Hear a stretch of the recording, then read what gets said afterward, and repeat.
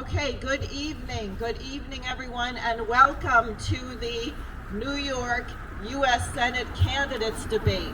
For some reason, only one candidate has shown up for the actual debate, which is here in front of Union College, and that is myself, Diane Sayre, the LaRouche independent candidate running against Chuck Schumer.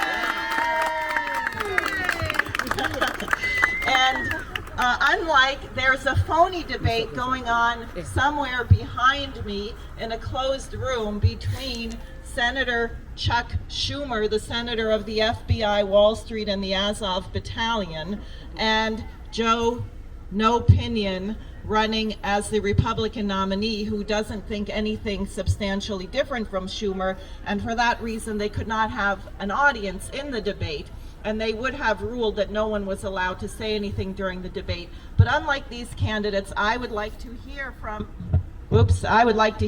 the audience whenever they think it's necessary. This is not a no free speech zone. So, I am going to be asking the questions and answering them because I couldn't count on these idiots running the debate to ask the things that are actually on the minds of most Americans and are the most urgent questions. So with that, I'd ask everyone to hold your applause until the end of my answers, and we will begin the debate. So, this is for all candidates running for U.S. Senate. What do you think is the number one most pressing issue facing the American population today? Well, thank you very much. That's an excellent question. The number one issue facing Americans and the world is the breakdown of the transatlantic financial system and the hyperinflation in the cost of basic commodities necessary to sustain human life, namely food and energy. Here in the United States, we are about to face a shortage of diesel fuel, and I know a lot of people who live in the city, like in New York City, believe that their food comes directly from the grocery store. That is not true. Because we don't have a high-speed rail network, you depend on trucks, and trucks depend on diesel fuel, which we are about to run out of, not because of anything that Vladimir Putin did, but because of the insane policy of a bunch of bankers from the City of London and Wall Street and the too big to fail, too big to bail banks. Mrs. Sayre, could you tell us, what does that have to do with the situation unfolding right now between Russia and Ukraine? Well, first of all, I have to correct the question. This is not a situation between Russia and Ukraine. This crisis was entirely caused by NATO, by Joe Biden, and frankly by Barack Obama, who was an empty suit in service of the not mourned Queen of England, who has been replaced by her plant communicating son, King Charles. What was the policy? In 2014, under the Obama administration, the United States overthrew the elected government of Ukraine.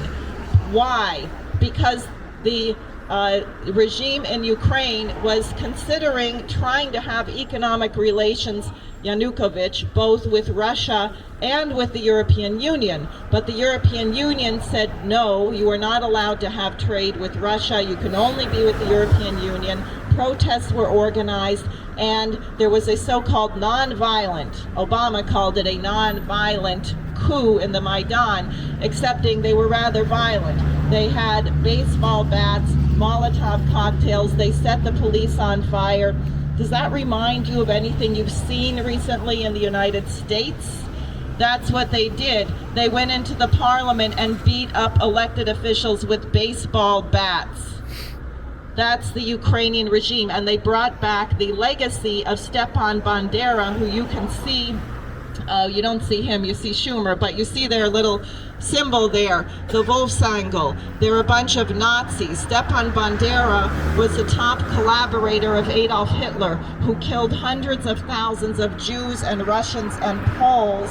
And in 2014, there was a horrible slaughter in Odessa where people, Ukrainians who opposed the coup, were herded into a building by the Azov battalion, which building was set on fire, and dozens of people were burned to death. They were burned to death for speaking Russian. That's the regime that Obama and Biden put in place in Ukraine. So fast forward to 2022. The people of the Donbass, which was another region, Russian-speaking largely, who did not agree with the coup, had been under shelling for 8 years. 14,000 of them had been killed. Zelensky, who is nothing but a tool of the State Department and the Biden administration, announced in August of 2021 that Ukraine was going to take back Crimea by force.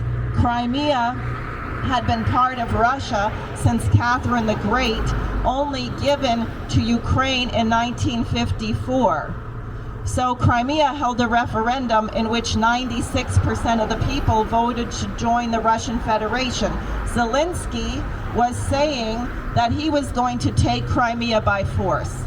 And Putin knew that if Ukraine joined NATO and Zelensky invaded Crimea, that you would instantaneously have a war between NATO and Russia, and that would be the end of us all. So Putin was confronted with two terrible choices: either do nothing or take the action he took, the special military operation. But this was entirely created by the current administration and by yours true Senator Chuck Schumer. It is my position that the United States should immediately stop funding the Nazis in Ukraine. But anyone who says that gets on a Ukrainian hit list, which I myself am on, and we have asked Schumer to respond numerous times on why he is funding that hit list. He has nothing to say. Well, let me ask you, Senator Schumer, why are you funding Nazis in Ukraine? What is the answer on the question of the Ukrainian hit list?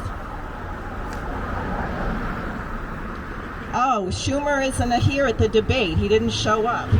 So he has no answer for why he is funding a Ukrainian Nazi hit list. Let's ask Joe Pinion. Mr. Pinion, what do you know about the Ukrainian hit list? Joe Pinion's not here either, but from what I heard him say on the radio, he would say, that question makes me very uncomfortable. I don't know why. I didn't expect that to come up, but let me tell you what Putin has done. The Russians have hacked the colonial pipeline. Well, for the candidates here at this debate, what do you think the United States must do to solve this crisis? Well, thank you. That's an excellent question. The first thing that we have to do is put the entire transatlantic financial system through bankruptcy. We should not be giving one more nickel to these billionaire crooks of Davos and the Great Reset, who are doing nothing but jacking up the prices and shutting down fuel and food for their aim of reducing the world's population to about 1 billion people. We have 8 billion people right now. You want to reduce it to 1 billion, you're talking about killing 7 billion. Now, a nuclear war would do that very nicely, although I don't know how the 1 billion who remained would live. But after you put the system through bankruptcy, you need the United States, which will be one heck of a challenge because it's going to be very hard for people to trust us again. The US, Russia, China, India, the biggest nations, the biggest economies of the world, are going to have an emergency conference. They're going to wipe out the garbage debt, derivatives. They're going to peg their currencies to gold or some kind of precious metals something that is real. And we're going to go back to fixed exchange rates. No more speculation. In the United States, we're going to abolish the Federal Reserve. We're going to return to a national bank like Alexander Hamilton intended under the Constitution. And we're going to issue probably over $10 trillion, which, by the way, is less than a third of what we've given these Wall Street pervert crooks. We're going to issue $10 trillion. We're going to build a national high-speed rail grid. We need 43,000 miles of high-speed rail, and that will pull the country together. We're going to have young people right now who have no skills, who are in broken down schools, who are homeless. Do you know that there are 104,000 homeless children in the New York City public school system right now? How are we going to develop a workforce to build 43,000 miles of high-speed rail unless we rectify that situation? We need about 500 new nuclear power plants, big ones. We can't build those right now. We may have to build small modular nuclear reactors. Well, guess what? Unless we lift the sanctions on Russia, we won't have any fuel for those reactors. So we're not going to have sanctions on any nation, because we are going to cooperate to lift every nation on the planet out of poverty, including the United States. We are going to build the North American Water and Power Alliance, where we're going to take water from Alaska, pump it into the Rocky Mountain Trench, and irrigate the entire western part of the United States. You will never again see lines 3 miles long of farmers trying to sell off their cattle because they are dying in a drought and they can't afford food, which is what you have seen in the last year. We will never see that again in this country. We are going to build the Outer Harbor Gateway across from Sandy Hook, New Jersey to the Rockaways, because we should never see again happen to New York City and the New York metropolitan area what happened when Hurricane Sandy hit in 2012. We are going to actually modernize and revive parts of the Erie Canal, because we are going to massively increase production in the state of New York. We had Bethlehem Steel in Buffalo shut down. We had massive scientific and technological potential in Rochester, New York, in Buffalo, in Long Island. We need to revive all of these industries. We need to have a robust program not only to get back to the moon, but to establish a manned colony on Mars in 30 years.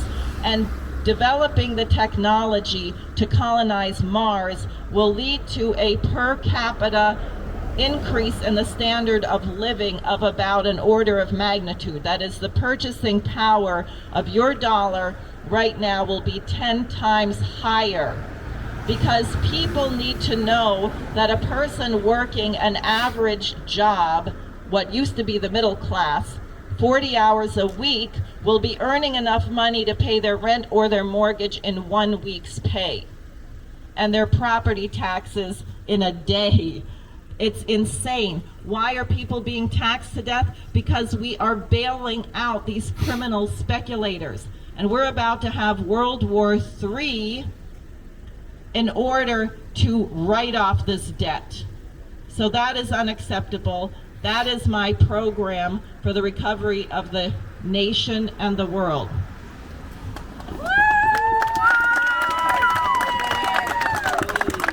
Thank you. Let me just ask, does Senator Schumer or Joe Pinion, you done? Have anything? All right, thank you everybody. Crickets.